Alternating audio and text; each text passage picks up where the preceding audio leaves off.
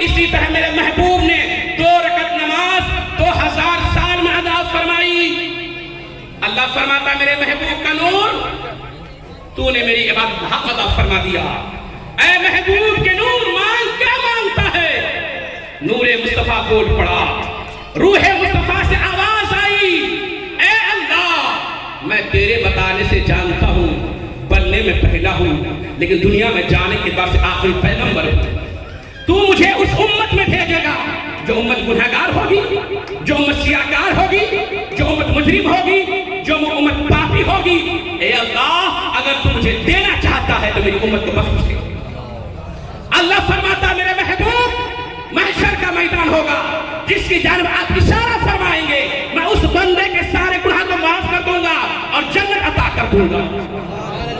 میرے پیارے آقا صلی اللہ علیہ وسلم کے پیارے دیوانوں، میرے محبوب کی حدیث ہے کہ نماز مومنوں کے لیے معراج ہے۔ میرے محبوب کا فرمان ہے نماز دین کا ستون ہے، دین کا کھمبا ہے۔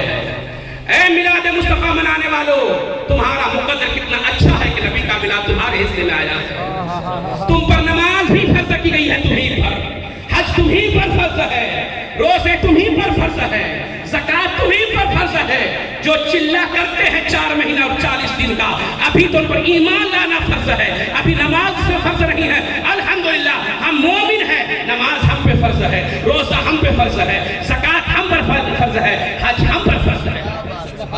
آج ہم بہانے بہت بناتے ہیں، یاد رکھیے بہانے دنیا میں کام آئیں گے لیکن آخرت میں کوئی بہانہ کام نہیں آئے گا۔ اللہ جب پوچھے گا او بے نمازیو نماز کیوں نہیں پڑھتے تھے؟ کچھ بے نمازی کہیں گے مولا ہم لوگ بلڈر تھے، بلڈر نواب لوگ تھے، حکمراں تھے، بلڈری میں نواب گیری میں وقت چلا جاتا تھا، ٹائم نہیں ملتا تھا، نماز نہیں پڑھ پاتے تھے۔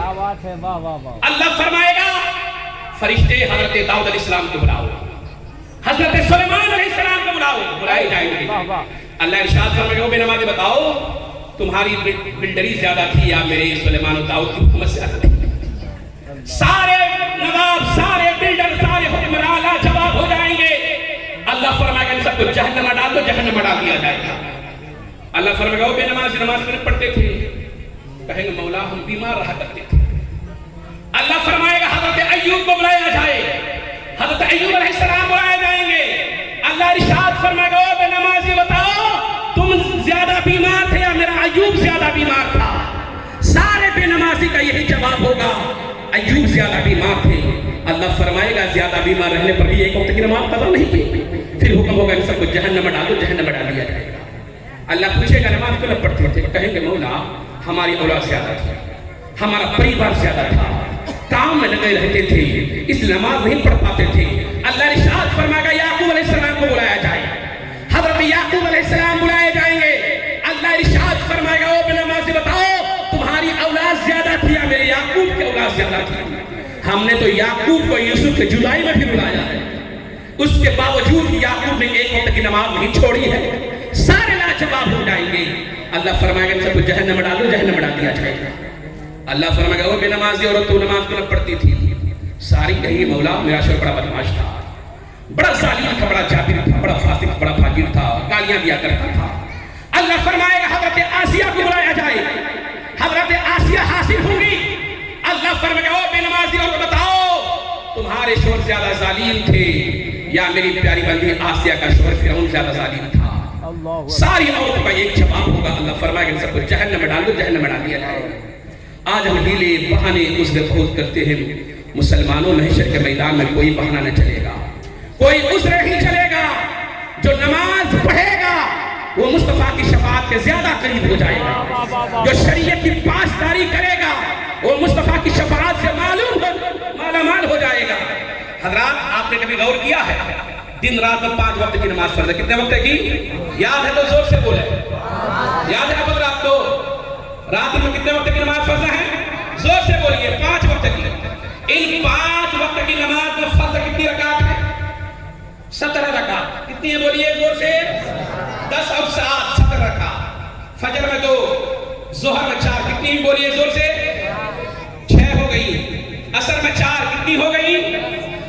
10 مغرب میں 3 کتنی ہو گئی 13 عشاء میں 4 کتنی ہو گئی 17 میرا رب تو قادر مطلق ہے ان اللہ علی کل شیء قدیر بے شک اللہ ہر چیز پر قادر ہے وہ چاہتا تو زیادہ بھی رکھتا وہ چاہتا تو کم بھی رکھتا لیکن مصلحت ہے اس میں 17 رکعت رکھنے میں علماء فرماتے ہیں جو بندہ ظہر عصر کی نماز پابندی کے ساتھ پڑھے گا ظہر میں بھی 4 رکعت عصر میں بھی 4 رکعت علماء فرماتے ہیں جو بندہ ظہر و عصر کی نماز پابندی کے ساتھ پڑھتا ہے اللہ اس کے لیے جنت کے 8 دروازے کھول دیتا ہے ارشاد فرماتا ہے میرے بندے جس دروازہ سے تمہیں جنت میں آنا ہے آ سکتا ہے تجھے اجازت ہے مغرب میں 3 رکعت عشاء میں 4 رکعت کتنی ہوگی بولیے زور سے بولیے 7 رکعت علماء فرماتے ہیں جو انسان مغرب و عشاء کی نماز پابندی کے ساتھ پڑھے گا اللہ اس کے لیے جہنم کے 7 طبقات کو بند فرما دے گا فجر میں ہے 2 رکعت فجر کا وہ وقت ہے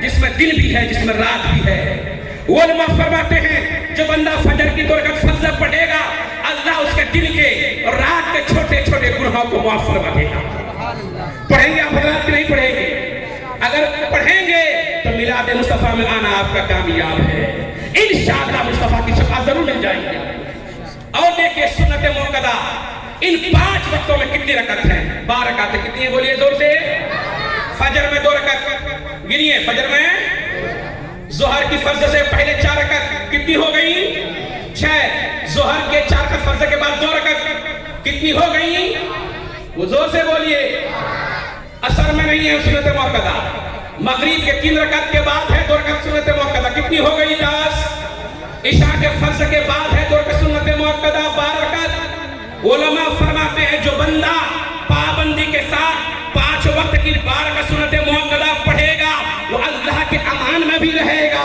وہ مصطفیٰ کی نگہبانی میں بھی رہے گا اور میرے پیارے آقا صلی اللہ علیہ وسلم کے پیارے دیوانوں حضور سے پوچھا گیا حضور وہ آدمی جو فرض پڑھے اور سنت نہ پڑھے اس کے لیے کیا آپ حکم فرماتے ہیں میرے آقا ارشاد فرماتے ہیں آدمی میری شفاعت سے محروم رہے گا اس لیے مسلمانوں سنت پڑھو تاکہ مصطفیٰ کی شفاعت ملے فرض پڑھو تاکہ جنت کا دروازہ تمہارے لیے کھلے اور جہنم کا دروازہ تمہارے لیے بند رہے میرے پیارے آقا صلی اللہ علیہ وسلم کے دیوانوں آقا ارشاد فرماتے ہیں المسلم من سلم المسلمون من لسان یده صحیح مسلمان وہ ہے کہ دوسرے مسلمان بھائی ان کی زبان سے ان کے ہاتھ سے محفوظ رہے زبان سے محفوظ رہنے کا مطلب یہ ہے کسی کی غیبت نہ کرے کسی کی چغلی نہ کھائے کسی کی گالی نہ دے اور ہاتھ سے محفوظ رہنے کا مطلب یہ ہے بغیر قصور کے کسی پر ہاتھ نہ اٹھائے بنا اجازت کے کسی کا سامان نہ لے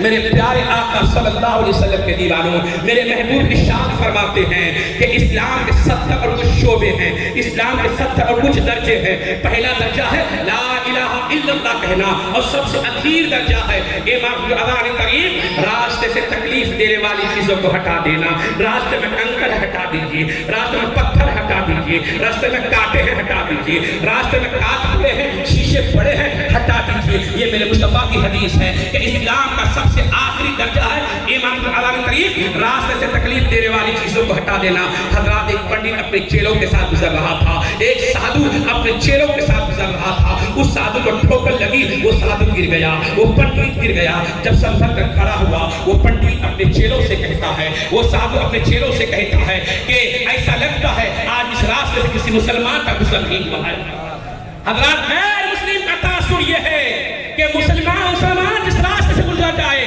اس راستے میں کوئی تکلیف دینے والا نہیں ہے ہم کیسے مسلمان ہیں کہ ہم تکلیف دے اہل سنت علماء اہل سنت حضور سیدی نور میاں صاحب قبلہ اشرفی حضور سید نور میاں صاحب قبلہ اشرفی نعرہ تکبیر نعرہ رسالت غیر ممکن ہے کہ چڑھیے چھت سے سینہ چھوڑ کر السلام علیکم